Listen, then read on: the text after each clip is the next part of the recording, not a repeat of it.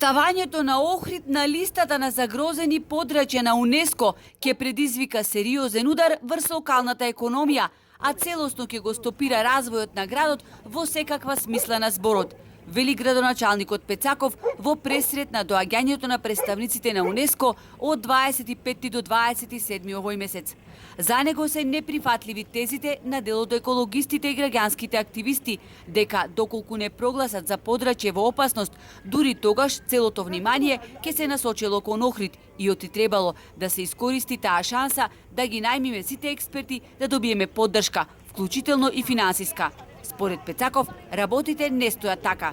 Затоа што тоаш доаѓаат фондови, ама не фондови да му помогнат на Охрид и да спроведиме ние проекти за 15-20 милиони евра кои што ни се потребни, туку фондови за некој да ни држи предавање нас како треба. И не смеме го дозволиме. Да, не е посве постапено. Да, за некои работи морало побрзо, да, за некои работи можево поинаку, меѓутоа ние суштински сме постапиле во изминатиот период. Недвојбено, Охрид не смее да го изгуби статусот под капата на УНЕСКО, но некои работи мора да се променат, затоа што градот мора од нешто да живее.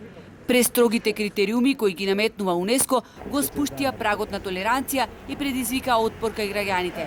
7 месеци на комисија за УНЕСКО, националната комисија не поминуваше индустријска зона со испочитувани сите параметри според планот за управување на Охрид.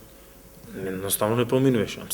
Ако ние мора да имаме некаков си развој. Не мислам на урбан, него градот мора да имат развој, мора да живее. Ние немаме скијачки центар, немаме експресен пат за Свети Наум, имаме работи кои што не се тук, зошто го викам сето, експресниот пат Свети Наум кога го разговараме, таков исти планински масив е Доломитите во Италија. Тој нема еден пат, тој е изрешетан со патишта. Сакам да кажам дека постојат подрачја кај што се под иста или слична заштита од УНЕСКО, а се постапува различно. За илустрација, во црногорскиот град Котор, кој исто така под УНЕСКО, се гради жичара, а Охрид не смее да направи нити патека за скијање на галичица.